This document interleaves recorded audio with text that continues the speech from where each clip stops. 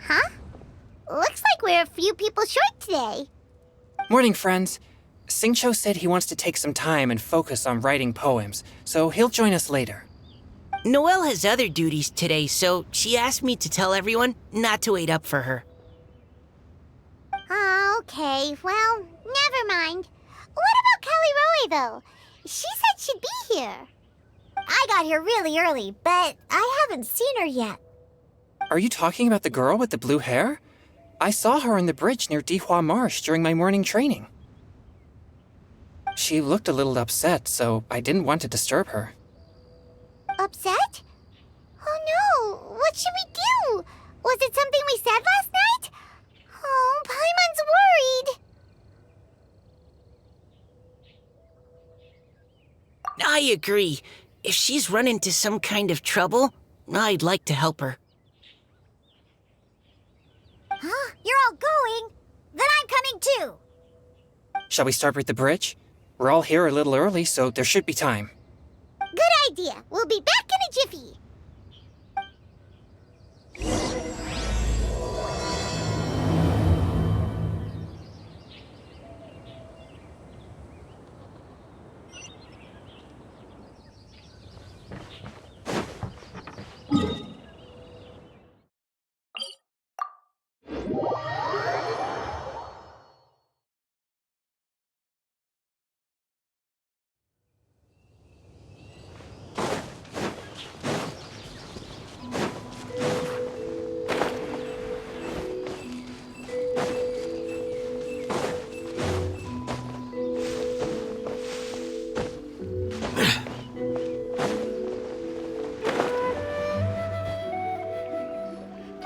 Oh, so this is the place?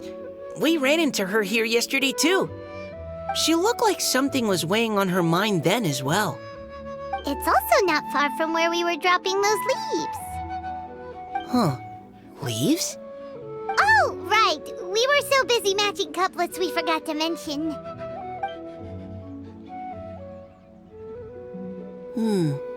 Interesting.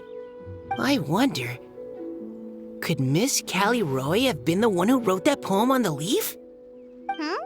What makes you say that? Oh, sorry. Nothing. Well, nothing concrete. Just a hunch, I guess. It's just, that poem on the leaf kinda gave me the same feeling as when I saw her yesterday. So much sadness. Now that you mention it, this is upstream from where we found the poem. Huh? Hey, look! Over there! Another leaf! Wow, you're right! And this one has writing on it too! After that leaf!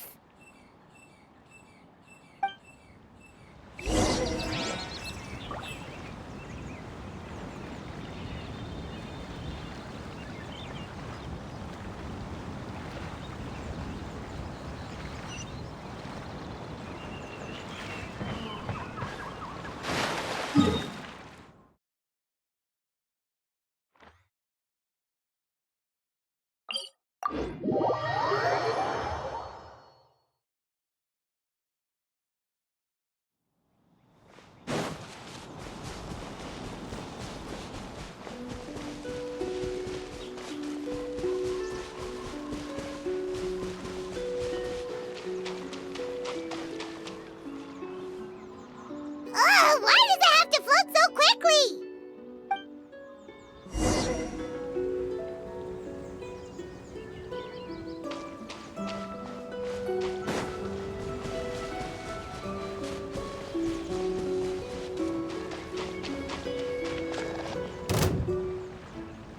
Can't you just fly over and grab it?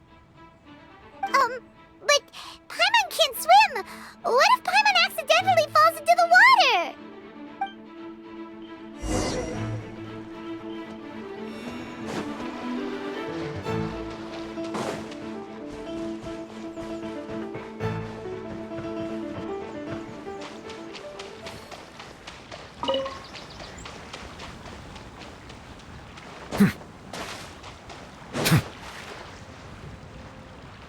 It stopped. No!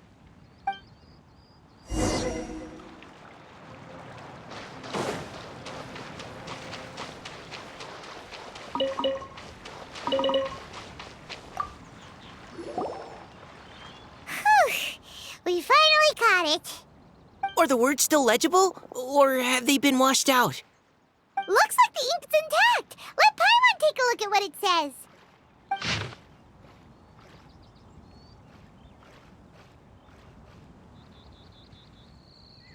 Huh? This is related to the poem we wrote in reply yesterday. She must have picked up one of our leaves. Spring. Young boy. It's looking a lot like Callie Roe was the one who wrote this.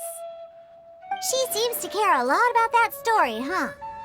Actually, when Paimon first saw her, Paimon was wondering, do you think... is it possible that she's, Based on the current and accounting for wind strength, everyone, please follow me.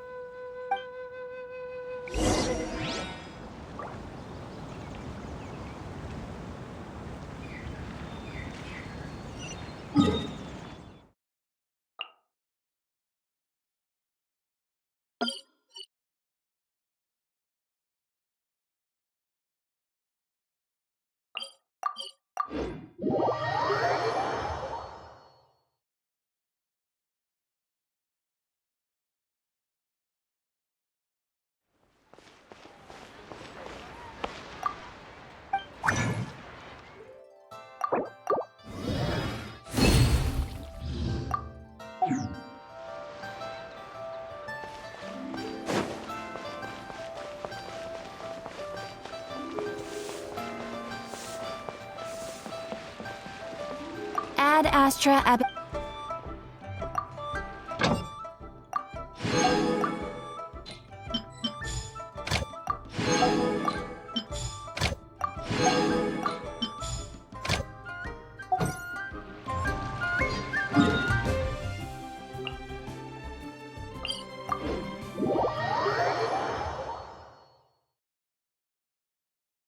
This should be far enough upstream.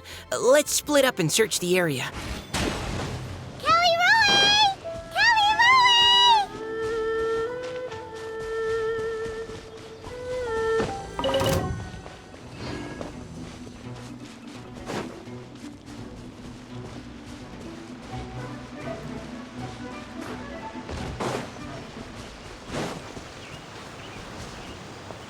Ah! She's surrounded by hilly churls! Let's go save her!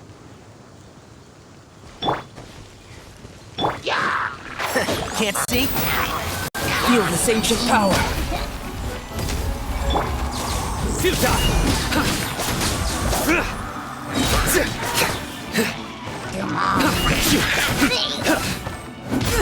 Nowhere to run.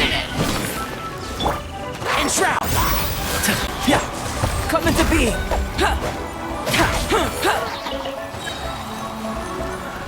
Witness the great undertaking. Let's nip that in the bud. Can't see?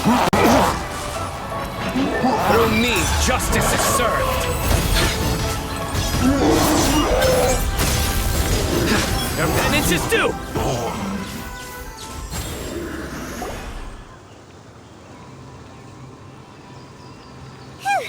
Callie Roe, are you okay? What's that? It's a huge water droplet. This is exactly what I saw the other day. Huh? Why are you all looking at me like that? Oh no! My body... is it... That voice is definitely Callie Roy's. How Please wait a moment. Oh no. Did I use up too much energy? How did you... What's going on here? Miss Callie Roe, are you some kind of adeptus? No. I'm so sorry for deceiving you all for so long. Actually, I'm an Oceanid who flowed here from Fontaine long ago.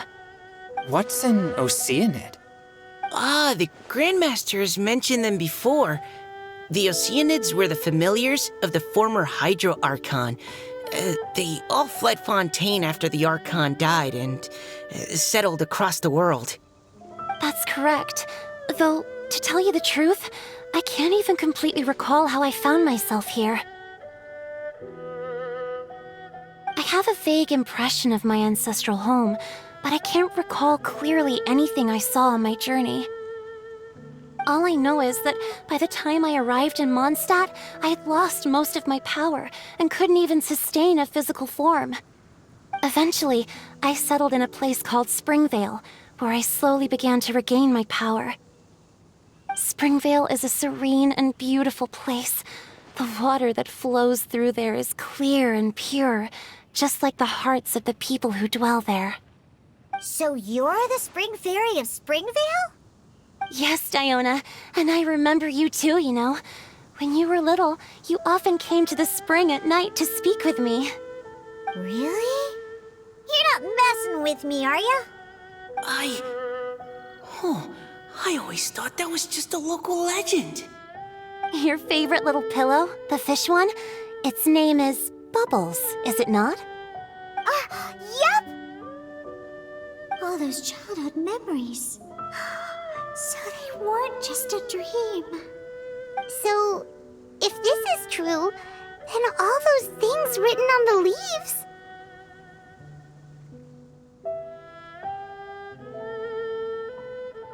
I see. So you were the ones who found my leaf. Well, you are correct. The Spring Fairy and Heart of Clear Springs is me. No wonder you were asking us so many questions about it. So, the boy from the story... is Finch. I always loved listening to people's dreams, and still do to this day. Whether they're beautiful, sad, or filled with emotions I couldn't understand at the time. One night, a little boy came to the spring. The tears that fell from his face were more fragile than a moonbeam, and purer than the morning dew. I like humans, and wanted to understand them better. I also wanted to make sense of the feelings contained in his tears that were, then, a mystery to me. Yes, we often met under the stars, sharing our stories with one another. Sometimes, we'd stay up all night and see who would hear the first bird chirping from the boughs, or the first cicada of summer. Aw, that sounds lovely. But one day, just like the book says, I saw an emotion in Finch's eyes that I couldn't reciprocate. I felt out of my depth, in uncharted waters. But I knew all too well that we Lockfolk face a very different fate from that of humans. Whatever was happening, I didn't want it to lead to Finch writing a chapter of his life that he would later come to regret. So, I fled, and never appeared before him again. Oh, Callie Roe. My strength returns very slowly, and even after decades, I can only sustain a physical form for a very short time. I once hoped that Finch would be able to move on, and meet me when the stars in the night sky have all gone out. But after seeing so many people's stories, and hearing about all their dreams, I have gradually come to understand Finch's heart. This feeling of wanting to respond to his feelings is surging relentlessly in my chest, and I can no longer restrain it. But I'm also scared. Scared that if I go and see him now, I'll bring nothing but disappointment. and even more pain when it comes time to part. Oh. It really is a difficult choice. Please go see him. Huh? I know Grandpa Finch, and he's a really kind person. When I was struggling to learn how to draw maps, he was always encouraging me, telling me not to give up, always keep trying, and get out there and have some adventures. He often tells me stories about his past, but I've never once seen a look of regret or sadness in his face. And even though Grandpa Finch loves adventures, he still stands there by the spring every day, as if he's waiting for something. I believe that he's serious about his feelings for you, Miss Callie Roe. He's never stopped hoping that he'll see you again one day. So if you want to see him too, then what are you waiting for? Huh? Oh, sorry. I think I got a bit too excited and I just thought, well, it just sort of came out. I understand. That settles it. I've decided. I will go back and see Finch. You will? Amazing! That's great! But I'd like to ask all of you for some help. Sure. Just say the word. We'll help you any way we can. Would you come to Springvale with me and help to bring Finch to my side? I cannot maintain this form for much longer, and I'm worried others will see me how I was just before. Leave it to me. I'm really close with Grandpa Finch. Also, please keep Finch's in my secret. I wouldn't want Springvale's tranquil waters to become agitated on account of all this. Your secret is safe with me. I won't tell anyone. That's a promise. Great. I can't thank you all enough. What's wrong? Are you gonna turn back into a water droplet? No, I'm sorry. It's just that my mind's racing. As much as I want to talk to him again, I'm still worried that I won't have the words when the time comes. A poem?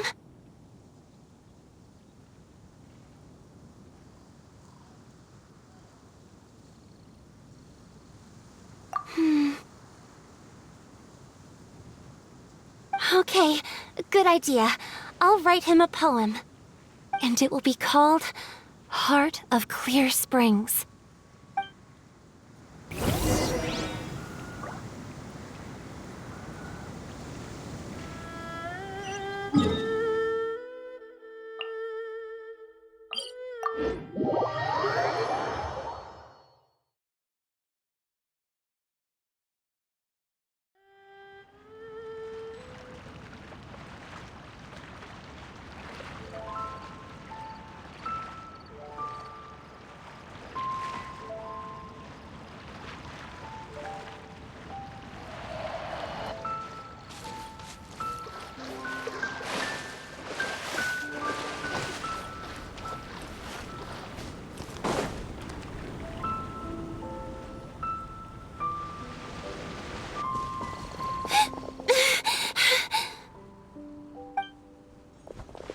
Are you okay? It's nothing. I'm just scared that I won't be able to maintain this form much longer. Okay, don't panic. Wait here, Callie Roe. I'll go fetch Grandpa Finch. Take it slow, Diona. Finch isn't a young man anymore. He's not as steady on his feet. I can still hold on a bit longer. Okay, stay strong. You can do it.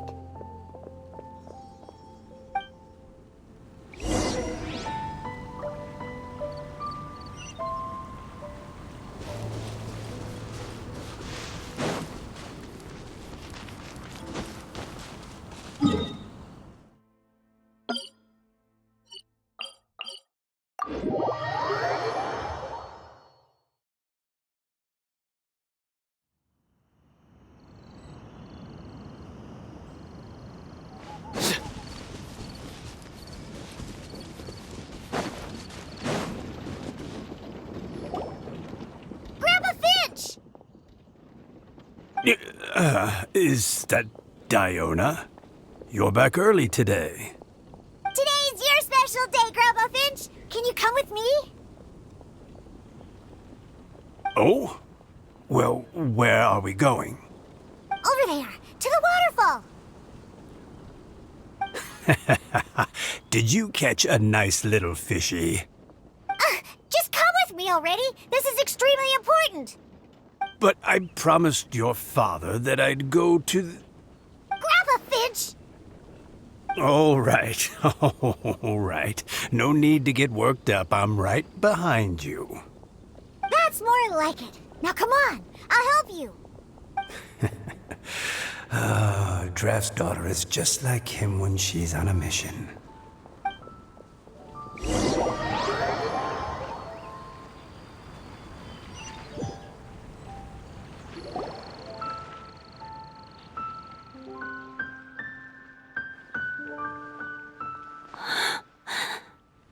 Over here! Over here! It's okay, Grandpa Finch. Take your time. What's all this? What are all these people doing here? Even Mika's here? How's work been going lately? And even some friends from abroad, if I'm not mistaken. You do know that today's not my birthday, don't you? Greetings, Mr. Finch. My name is Chong Yoon. We all met at the poetry gala, and, well, there's someone we'd like to introduce you to. Finch. That voice. Callie Rowe. I didn't think you'd still remember. Oh, I remember. I remember all right. How could I ever forget? Although your appearance is different than I recall. Back then, you looked like you'd stepped right out of a fairy tale. But I'm one to talk. Of course a fairy from a fairy tale can change forms. But in your eyes, I'm probably the one who's changed beyond all recognition. Oh, even after all these years, you still know just what to say to make me laugh. I thought you were only able to appear in the dead of night. There have been times when I've wondered whether it really was all a dream. I'm sorry I kept you waiting for so long, Finch. Oh, it can't have been that long. It's been but the blink of an eye, really. Finch, would you like to hear a poem I wrote for you? A poem? You write poetry now? Well, of course. I'd be delighted to listen. I'll hang on every word that leaves your lips. In that case, let me read you a story about the Spring Fairy.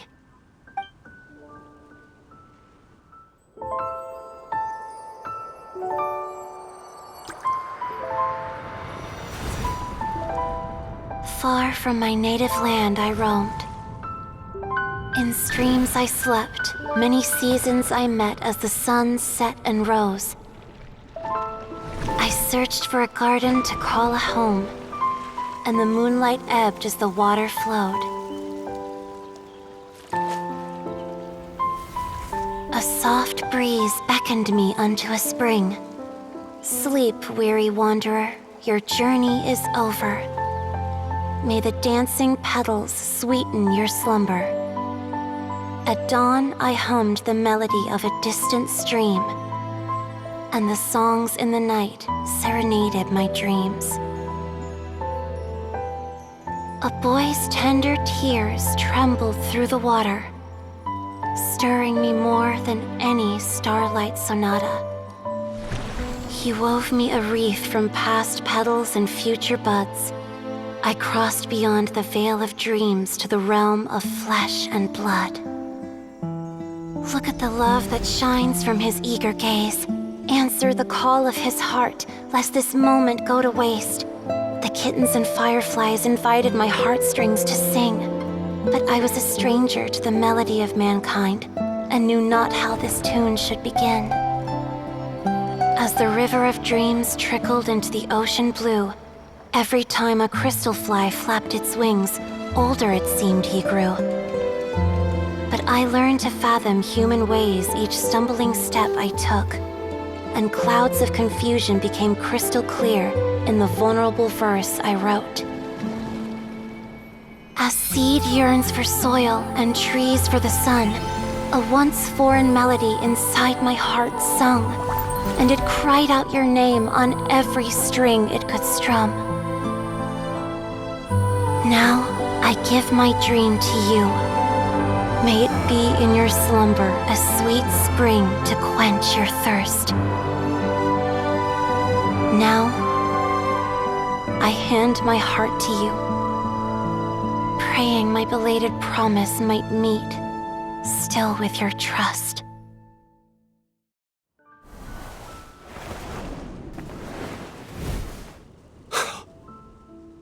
Yes. This is how I remember you from when we first met. All those years ago. It really has been a long, old time, hasn't it? Finch, It's okay.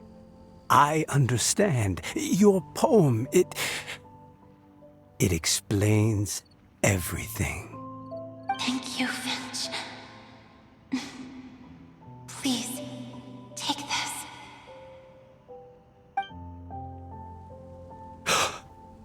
It's so beautiful. This is a droplet of water condensed from my own power. Finch, I don't have a physical form like humans, and I can't stay by your side. I don't know how long it'll be before I can change back into human form again. But as long as this droplet remains with you, our hearts will always be connected, no matter the distance between us. I will always be one with the spring. From this day onwards, if you call me, I will meet you in your dreams.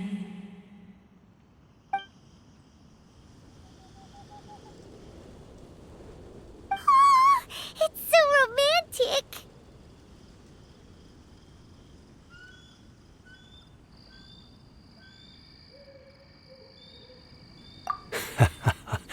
You've really learned a lot, haven't you? And you don't even mind that the kids are watching. Does it bother you? How could it possibly? This is the happiest moment of my life. I just worry that once I go to sleep, I won't ever want to wake up again. Huh? Don't say that. I'm only joking. It seems that you still have much to learn. Is that right?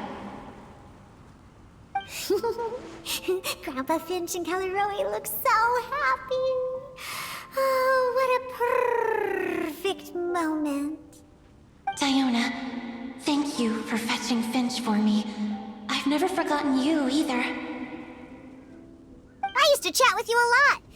Wasn't it ever annoying? Of course not. You are one of the truest friends I have in the entire world. That's why I gave you your gift, so that a part of me could always be with you. Huh? Wait.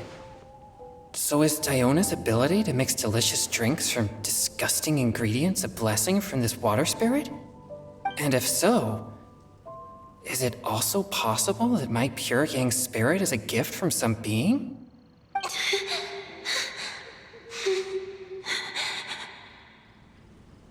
My physical form is about to disappear. Finch, Yes? I've never have regretted meeting you or deciding to talk to you that night. Not once. All these long years. Not for a single moment. It probably goes without saying, but neither have I.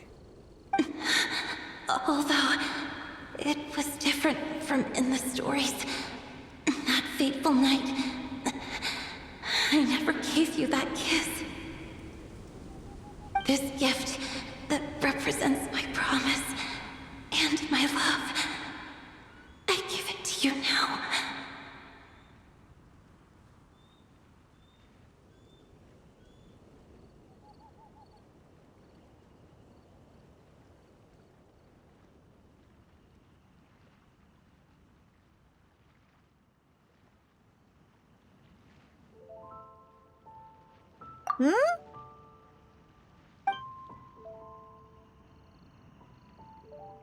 It's okay, everyone.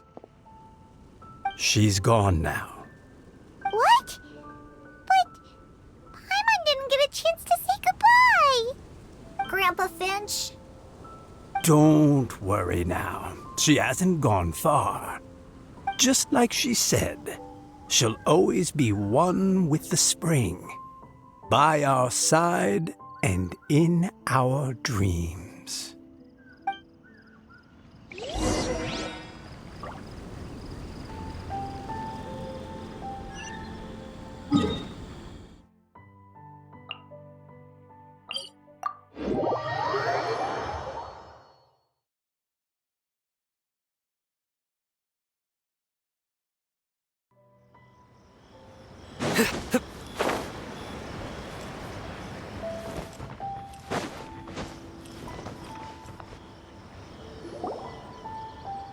Oh?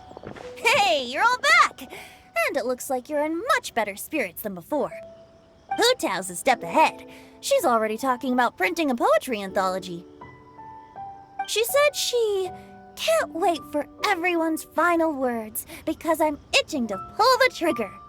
By which I assume she meant she eagerly anticipates receiving everyone's freestyle poetry submissions to help her close the deal. Where have you all been? I've been waiting here forever. Perhaps they lacked sufficient inspiration and wished to have an emergency communion with nature. And with any luck, I'll bet they heard some fine poetry along the way. Code Death Bard! Does this mean that right from the start you...